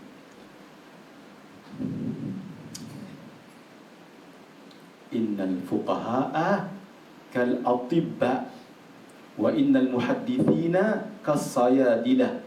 Disebut oleh Al-Imam Tajuddin As-Subki di dalam kitab beliau At-Tabaqat Asy-Syafi'iyah Al-Kubra dan yang lain. Pendapat Imam Syafi'i ini masyhur. Sesungguhnya para fuqaha, mereka lah doktor. Sesungguhnya muhaddithin yang alam hadis ni, mereka lah orang pharmacist. Orang pharmacist yang kerja kat farmasi tu, cubalah tanya, dalam ubat ni ada apa? Tu dia syarah 5 minit. Ni ada berapa etanol, saya pun tak berani nak sebut, nak takut salah. Ni berapa peratus. Tapi mereka tak berani nak bagi obat ni pada pesakit. Siapa yang berani? Doktor lah. Walaupun doktor tak tahu seluruh description obat lah, dia lah yang berani. Itulah dia. Fuqaha seperti doktor. Muhaddithin yang alim-alim ini, mereka sediakan hadis ni begini. Sealim-alim Al-Imam Ibn Hajar Al-Asqalani, beliau tu mazhabnya Syafi'i. Tuan-tuan, kita insaf ya. Zaman sekarang ini bukan zaman fitnah, tapi zaman fitnah. Orang komen tentang ulama atas nama reaction lah, atas nama apalah, tak segan-segan. Orang ulama ini dagingnya beracun. Apa maksud daging beracun? Kalau makan ke, adalah kena mudarat. Kalau tak cepat, lambat. Sebab itu dalam etika majlis sebegini, kolokium, dalam majlis ilmiah, silakan kita bagi pendapat begini. Memang itu kena kita sebut untuk mulim, melengkapi akan ilmu itu, pendapat demikian. Tapi kalau kita bermadhab dan memberi fatwa, itu tak sama. Walaupun pendapat-pendapat di sana kuat, madhab lain, dia kena pegang pada pendapat madhab kita. Kalau kita mengaku kita bermadhab, ini cerita benda-benda begini ni kena serah pada orang yang ahli. Kalau kita bukan bidang, jangan cerita. Takut nanti makin banyak cerita, makin nampak jahil. Sebab tu saya tak berani ajak orang perempuan macam mana cara masak tom yam. Tak berani saya. Nak tom yam campur, Kalau saya dah buka mulut, saya hari ini nak mengajak tom yam campur ke ajar mesti dah astagfirullahaladzim, subhanallah. Ya kah? Mula-mula rebus ayak, betul lagi, tak apa lagi, rebus ayak. Nah, tom yam apa tadi? Tom yam campur. Lepas tu boh sotong, tu dia tak ada apa, dah apa sotong. Saya lagi sotong tu jadi getah, pasal apa dia jadi kecil. Patut bohlah daging dulu, pasal dia lambat nak lembut. Barulah berapa minit bohlah ayam. 3-4 minit ke, berapa minit, 2 minit ke sebelum nak habis, kita bubuh udang ataupun sotong. Baru cantik dia kembang elok. Ni mula-mula apa sotong. Kak Ajah belakang kata, elok Ustaz jangan cerita tak apa. Pasal kuih cerita, kuih panjang, kuih jahil. Baik kita sengap saja. Takut orang sebelah, jangan-jangan ni master bab tom yam. Cerita-cerita bab tom yam, orang paling jahil tentang tom yam. Tidak? Kerana itu serahkan benda-benda fiqah ini kepada orang yang alim. Kerana fiqah itu adalah hukum. Adapun Quran dan hadis ini adalah bahan-bahan mentah. Dia kena masuk kilang hukum. Kilang hukum ni namanya usul fiqah. Usul fiqah, ia ada qawaid fiqhiyah, tu namanya mesin-mesin. Mesin ni pelbagai, tidak boleh di-generate melainkan orang yang alim, tu namanya faqih, yang sudah sampai malakah fiqhiyah. Dan mesin ni lain, ni mesin lain, baru keluar ni namanya produk ni namanya hukum. Wajib, sunat, harus, makruh, haram. Bukan main ambil hal ni, jadi hukum. Bukan. Sebab itu, Masya Allah ya, mudah-mudahan Allah meninggikan darjat guru-guru kita, bagikan kesabaran, dan Allah akan manfaatkan kita dengan ilmu mereka, terutama ilmu fiqah ini yang bukan senang, mereka orang dipilih oleh Allah. Nabi tak doa kecelakaan pun, malah baginda doa, Allahumma ghafirli liqaumi fa innahum la ya'lamun. Ya Allah, ampunkan kaumku yang di Taif mengasari Nabi tadi tu, sebab mereka tidak mengetahui. Nabi sangat lemah lembut. Ini antara yang ibras, yang lebih menonjol. Nabi kalau berdakwah lembut. Ada orang yang tak tahu Islam sangat, masuk Masjid Nabawi terus kencing. Sahabat lain nak pukul dan nak tangkap, Nabi kata jangan. Akhirnya dia kencing. Habis kencing baru Nabi pergi jumpa, inna hadhihi al-masajid la tasluhu li syai'in min hadzal bauli wal qadar. Wahai saudara, masjid-masjid ni tak eloklah untuk benda-benda yang kencing dan bunyi dengan yang kotor. Innama hiya li dzikrillahi was salati wa qiraatil Quran. Masjid ini untuk ingat Allah, solat dan baca Quran. Tuan-tuan, apa hikmahnya Nabi tak suruh sahabat kejar dan pukul? Apa rahsianya? Hikmahnya, orang tengah sedap kencing. Kalau ada orang main nak pukul dan nak tangkap, apa jadi? Takutlah kawan ni. Bila dah takut, apa buat? Dia larilah. Satu masjid kena ayak kencing. Sebab tu berhenti tang tu ya. Tambah lagi masjid sana bukan macam surau kita, ada kapit, ada apa semua. Dia macam pasiak lagu tu. Kencing ni tak pergi kat mana, pergi tang tu. Baru Nabi minta timba. Itu hikmah Nabi. Masya Allah. Nabi memaafkan kesalahan orang lain. Nabi ketika masuk ke Makkah 8 Hijrah, Nabi masuk ke Madinah, kemudian Nabi masuk ke Makkah. Antaranya ketika 8 Hijrah, ada seorang ni dia dendam sangat dengan Nabi. Apa rencananya? Dia nak tunggu ketika Nabi tawaf, dia nak bunuh Nabi. Itu rencananya dah. Dibawalah pisau di belakang. Nabi tawaf namanya Fudalah. Ketika dah nak sampai ni, rencananya dia akan cacat Nabi. Boleh Nabi berhenti dan tegur, Fudalah, ni dah dekat dah ni, dah nak buat aksi dah ni. Tiba-tiba Nabi tegur, Fudalah, kata Allah terkejut dia. Padahal tadi nak dah beraksi dah ni. Fudalah kata, akhirnya dia pun kelang kabut. Naam Fudalah ya Rasulullah. Ya, saya Fudalah ya Rasulullah. Dia pun, mana Nabi tahu ni? Mada kunta tuhaddithu bihi nafsuk? Kamu kata apa dalam diri kamu? Memang diri dia kata selagi kena. Dia terkejut Nabi boleh tahu. Hang buat apa? Apa dia yang kamu kata dalam diri kamu tak apa dia pun dalam kabut. La syai', tak ada apa ya Rasulullah, kuntu azkurullah, saya ingat Allah, tu dia. Wala nak bunuh Nabi tadi. Senyum Nabi. Begitulah. Kali kedua pun begitu, kali ketiga pun begitu. Ketika nak buat aksi lah, nak dapat betul-betul lah tempat memang nak bunuh Nabi tu dekat sangat-sangat, begitulah Nabi. Lah Nabi pun berhenti. Jumpa Fudalah, Nabi letak tangan baginda di dada Fudalah. Apa kata Fudalah? Wallahi ma rafa'a yadahu an sadri, Nabi tak dan angkat tangan baginda daripada dadaku, hatta ma min khalqillahi syai'un ahabbu ilayya minhu. Tak ada siapa yang lebih aku cinta makhluk Allah melainkan Nabi.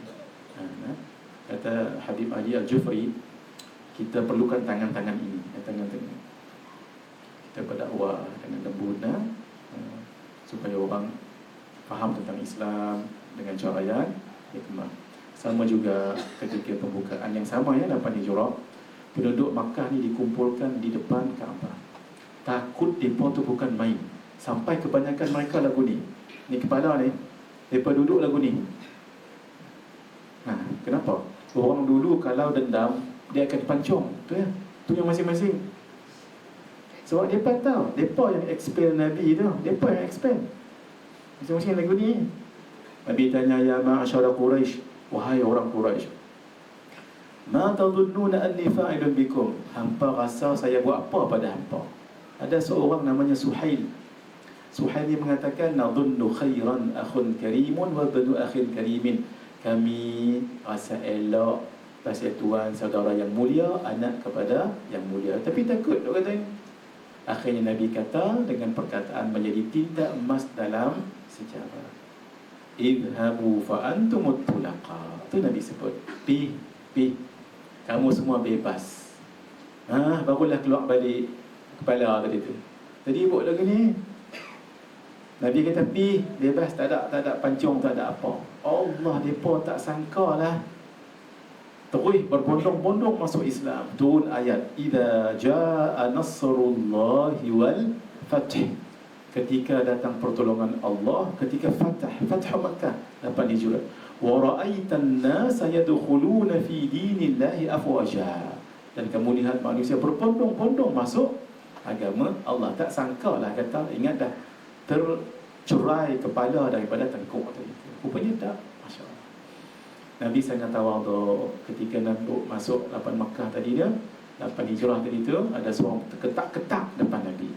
Nabi tenangkan, hawin alaik, tenang, fa inni lastu bimalakin, saya bukan seorang raja, wa innama banu mara'atin min Quraisy ta'kulul qadid, saya ni anak seorang perempuan. Yang orang perempuan tadi dia makan apa? Daging kerina. Jangan risau, tak ada apa lah.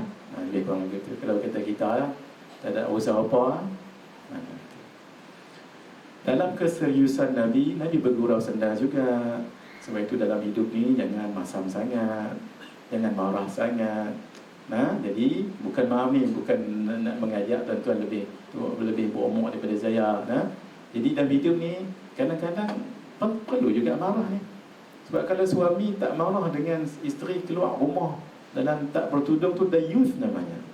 Begitu juga anak-anak tak solat, kita tak marah, itu zalim namanya. Kerana itu ikan 3 rasa tu kan sedap. Dia ada rasa masam, masin dan manis, bubuh sikit, cilinya kan jadi pedas. Campur 2 ekor habis. Ikan 3 rasa. Sebab dia berasa. Macam tu lah kehidupan. Dia kena ada rasa-rasa, campur. Itulah. Ada ketegasan, ada gurau senda, barulah ceria.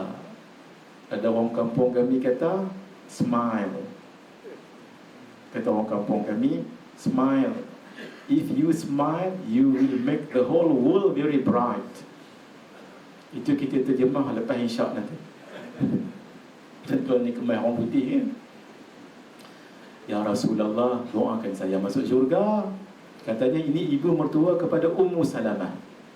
Doalah saya masuk syurga. Nabi kata apa? Wahai nenek, syurga, orang tua tak masuk syurga, teriak, menangis. kan minta supaya Nabi doa masuk syurga. Nabi kata orang tua tak masuk syurga. Teriak dia benda ni. Nabi pun beritahu kat dia, akhbiruha annaha la tadkhuluha wa hiya ajuz. Abang mai, dia nanti kalau masuk syurga, dia tak jadi tua dah. Dia jadi orang muda. Dalam hadis menyebut dua riwayat. Ahli syurga, nah, tinggi dia 60 hasta. Ini 1 hasta, 2 hasta. Tuan Bilal nanti tu dia 60 hasta. Kenapa 60 hasta? Jadi besar. Itu besar Nabi Adam. Kata ulama, supaya kita menikmati kenikmatan dalam syurga itu sepenuh-penuhnya. Kalau halus macam kita ni tak berapa nak ni. Makanan seenak-enaknya, ma la ainun ra'at wala udhunun sami'at wala khatara bi bali bashar. Benda yang tak pernah ditengok dengan mata. Ulama kata lagu ni, kalau kita di dunia, pemandangan mana yang paling hebat? Hak tu banding dengan akhirat tak ada apa. Itu maksudnya. Sebab tu kita dibesarkan 60 hasta. Dan umur kita, dia jadi kembali 30 tahun atau 33 tahun. Masuk syurga tak ada sakit buah pinggang, darah tinggi, jantung, kencing manis, gout, kencing masal. Benar dengar cerita kencing masal? Benar kan? Itu tahun depan kita cerita. Masuk syurga tak ada penyakit zahir, tak ada penyakit batin. Saya dah menulis satu kitab namanya Syurga dan Keindahannya. Saya menulis tu sampai pukul 4-5 pagi Tuan Haji. Tak tahulah. Heran saya buku tu. Kerana bila cerita tu tentang syurga, hati meluap-luap. Siapa tak mahu? Lah kan kerana penyakit kita. Masuk syurga tak ada penyakit apa. Pipi kat pasar tu, tengok tu dia hidung mancung, pak terus jadi kat sini. Tak gaduh nak kata satu berapa, tak tahu. Tak. Ma tashtahi. Apa yang kita ingin, pak terus jadi. Masya Allah. Tapi masuk syurga dulu. Tapi nak masuk syurga mati dulu. Meninggal dulu mau kan. Masuk syurga mau meninggal. Sungguhlah siapa yang mau mati kan, kita nak lebih beramal. Akhirnya dia pun suka. Lalu Nabi bacakan ayat uruban atraba, penuh cinta lagi sebanyak umur orang ahli syurga. Semua 33, semua 30 tahun. Kak aja, mak aja, kacak cantik tu mengalahkan bidadari. Kena masuk syurga dulu. Mudah-mudahan kita semua masuk syurga. Kita tutup dengan akhlak Nabi dengan isteri. Sebenarnya saya dah mengarang satu kitab tentang ini. Eloklah nanti Kak Ajar beli hak ni, minta duit dengan suami lah. Kemudian bagi suami baca. Pasal hal ni untuk encik suami. Bagaimana akhlak Nabi dengan isteri. Kalau ada jual nanti boleh dapatkan di pasaran ke di mana-mana ya. Ni saya sebut tadi ni. Kalau tuan-tuan baca sejarah, Nabi setiap asar pergi ke setiap rumah isteri Nabi. Dan waktu isyak pergi kat rumah isteri tu, nanti pergi kat tempat lain. Kenapa rumah dekat-dekat? Ini kan Masjid Nabawi. Ini rumah Sayyidatina Fatimah. Ini rumah Sayyidatina Aisyah. Tepi ni rumah Sayyidatina Hafsah. Belakangnya rumah Sayyidatina Saudah binti Zam'ah. Ini rumah Sayyidatina Ummu Salamah. Sebelah sana rumah Sayyidatina Zainab binti Khuzaimah. Sana lagi rumah Sayyidatina Zainab binti Jahash. Sana rumah Sayyidatina Juwairiyah. Ingat tak tuan-tuan amalan Sayyidatina Juwairiyah yang kita baca lah tu? Dan yang ujung sana, saya tengok dalam tu tak ada tulis. Saya pun tak berani nak tulis lah. Tapi dia lengkap lah kata. Bila kita nampak ni, oh patutlah Nabi cium isteri setiap hari, berkumpul, berjumpa setiap hari. Sedikit ya, apa akhlak Nabi dengan isteri? Tolong isteri di rumah. Apa? Kata Ummina Sayyidatina Aisyah, kana sallallahu alaihi wa alihi wa sallam basharan minal bashar. Macam orang lain juga, yafli thawbah, menjahit bajunya, wa yahdhibu syatah, memerah kambingnya. Yang sebenarnya bukan kambing itu kena perah, susu kambing itu kena perah. Wa yakhdimu nafsa, melayan dirinya sendiri. Bagaimana? Ini maksudnya, kata ulama, ini kemuncak tawaduk. Tawaduk Nabi ni. Walaupun ketua negara, panglima tentera, perang, tapi kalau bak di rumah macam orang biasa, Masya Allah. Ni Nabi kana sallallahu alaihi wasallam yakhitu thawbah, menjahit bajunya, wa yakhsifu na'lah, menampal seliparnya, wa ya'malu ma ya'malu rijalu fi buyutihi, apa yang orang lelaki buat di rumah tu di rumah itu juga. Tuan-tuan, kita setakat tu dulu. Mudah-mudahan kita dapat syafaat Nabi. Kita kongsikan dua amalan. Satu, salawat, iaitu Nabi sebut man qala, siapa yang baca salawat ini, Allahumma salli ala Muhammad, nanti kita tambah taswid sayyidina ya, wa anzilhu al-maq'ad al-muqarrab indaka yawm al-qiyamah, tu dia pendek, wajabat lahu syafa'ah. Siapa yang baca salawat ini, artinya ya Allah rahmatilah Nabi Muhammad sallallahu alaihi wasallam, dan tempatkanlah baginda di kedudukan yang hampir di sisimu pada hari kiamat, wajib baginya syafaat. Boleh? Tuan-tuan ikut saya nah. Allahumma salli ala sayyidina Muhammad wa anzilhu al-maq'ada al-muqarraba indaka yawm al-qiyamah. Nanti amallah sama-sama. Berapa banyak? Banyak-banyak pun tak apa. Paling kurang 3 kali, paling kurang. Kalau lagi banyak lagi, bagus. Salawat ni kata guru saya, antara salawat yang jangan tinggal. Salawat ni namanya salawat syafa'ah, untuk mendapat syafa'ah. Itu. Saya bagi gambaran sikit tentang syafa'ah begini. Saya bagi gambaran sedikit.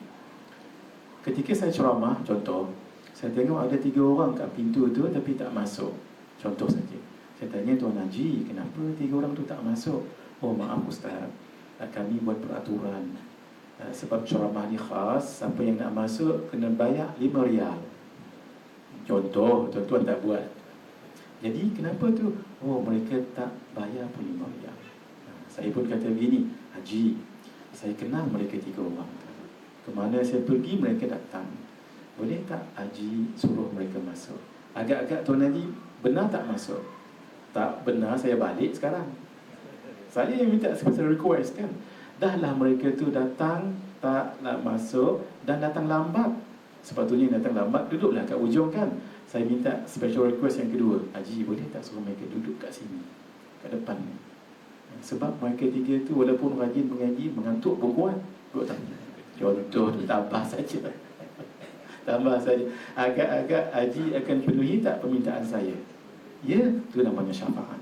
Walaupun kita banyak dosa, kita banyak ghaflah, lalai, tapi bab Nabi, sebab itu begini. Maaf ya, termasuk yang bercakap, kita ni kalau bab amal semua sedikit. Maaf, saya lah baca Quran sedikit, mengaji sedikit, bangun malam sedikit, sedekah sedikit, macam-macam. Biar ada satu amalan jangan sedikit. Amalan tu biar banyak. Amalan tu namanya salawat. Kata ulama, aqallul kathir, dia banyak, tapi dalam banyak tu yang paling minimum 300 kali. Jadi tuan-tuan, biar kita jadikan satu amalan banyak, tapi dalam banyak tu kita pun tak larat sampai puluh ribu kali. Kita ambil yang paling sedikit, tu namanya aqallul kathir. Amalan salawat tadi kathir banyak, tapi dalam banyak tu kita mampu yang paling minimum 300 kali. Boleh sama-sama? InsyaAllah. Jangan rasa bersalah pula kalau tak boleh khatam. Kalau yang 300 tu, kata ulama begini ambil yang pendek. Allahumma salli ala sayyidina Muhammad. Tu yang pendek. Allahumma salli ala sayyidina Muhammad. 2, 3 sampai 99. Sampai ke 100 tutup dengan salawat ummi. Allahumma salli ala sayyidina Muhammadin abdika wa rasulika nabiyil ummi wa ala alihi wa sahbihi wa sallim. Masuk 101 yang tadi balik. Allahumma salli ala sayyidina, Allahumma salli ala sayyidina. Sampai 120, 199, masuk 200 ummi lagi. Macam itulah sampai 300. Sama-sama kita ya, supaya kita termasuk orang yang banyak bersalawat. Walaupun banyak salawat, taklah banyak mana, paling sedikit 300 kata ulama. Satu lagi amalan yang ringkas tapi pahalanya besar, beristighfar untuk orang beriman, laki dengan perempuan. Perempuannya pahalanya seluruh orang beriman. Kalau daripada zaman Nabi Adam sampai sekarang berapa ramai tu ada. Ambil yang ringan je lah, 1400. Kita 2020, berapa kita sekarang? 2020 3. Itulah umur Nabi Isa. Umur Nabi Isa sejak lahir, umur baginda 2023 sampai sekarang. Sebab tu itu Masehi. Tapi baginda di kalangan Al-Mundharin. Mundharin ni Allah tahan umur. Kerana baginda berada di langit yang kedua sekarang. Nanti turun membantu Imam Mahdi melawan Dajjal. Ketika beliau turun, baginda turun, umur baginda 33 tahun. Sebab ditahan umur. Kalau umur baginda yang sebenarnya 2023. Mustahil tak? Dari segi akal, tidak mustahil untuk Allah takutkan. Baik, katalah dalam 2023 ni orang Islam katalah 2.5 bilion. Sekali kita ucap ni, pahala kita 2.5 bilion. Man istaghfara lil mu'minina wal mu'minat kataballahu lahu bi kulli mu'minin wa mu'minatin hasanatan. Siapa yang mohon keampunan daripada Allah untuk orang yang beriman lelaki dan perempuan, Allah akan catat kebaikannya seramai mereka. Tuan-tuan ikut saya nak. Astaghfirullah lil mu'minin wal mu'minat. Tak sampai 10 saat. Pahalanya tadi berapa? Seramai orang yang beriman. Mudah-mudahan kita banyakkan amalan. Ulama katakan paling kurang 27 kali kita amal. 27 kali setiap hari, paling kurang. Kenapa tu? Wallahu a'lam. Tu ulama bagi faedah. Tapi 27 tak ada apa. Tuan-tuan benar, tak ada apa. 1000 boleh, 100 kali pun tak apa.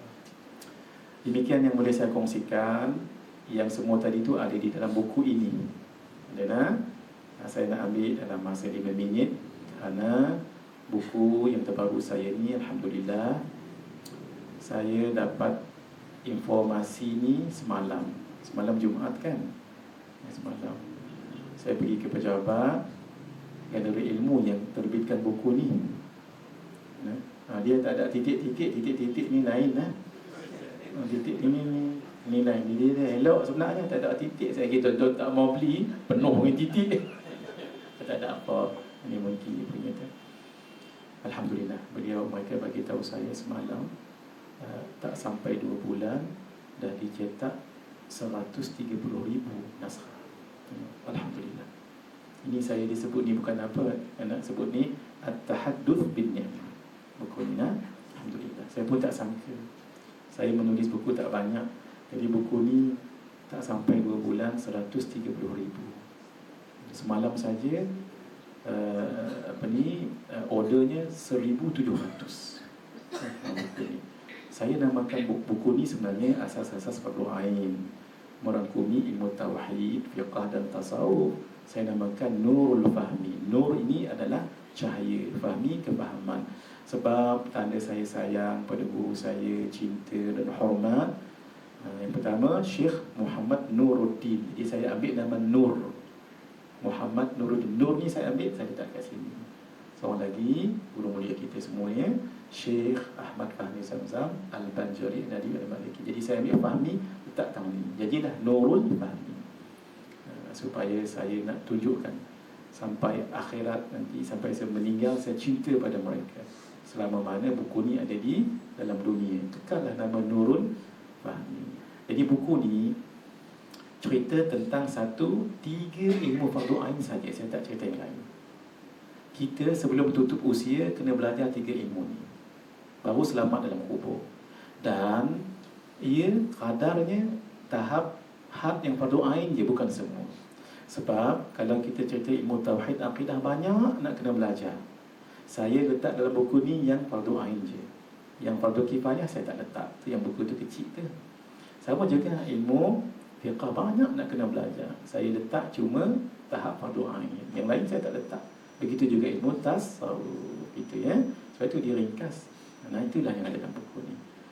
Saya cakap terus terang pada semuanya, buku ni tak padan dengan harganya. Buku ni, saya minta buku ni jangan lebih RM20. Sekarang ni memang RM20. Kalau ikut harga pasaran dengan semua mahal sekarang ni kan, tak layak RM20. Jadi saya minta ini atas dasar biar semua orang dapat baca ya. Inilah tuan-tuan, kalau ada kelapangan silakan. Buku ini Alhamdulillah untuk kita biar lepas fardu ain. Mohon maaf semua, saya tadi disebut pukul 9 ni, pukul 9.20 kan. Jadi mohon maaf kalau terkasar bahasa, tersilap bicara. Mohon maaf Tuan Pengerusi kalau lebih masa. Mudah-mudahan kita jumpa lagi umur panjang, murah rezeki. Dan saya sangat suka sebab mikrofon ni sangat power. Kalau ikut hati saya sampai pukul 10.30. Tapi esok saya ada daurah dan saya ada kuliah dekat jauh juga, dekat masjid depan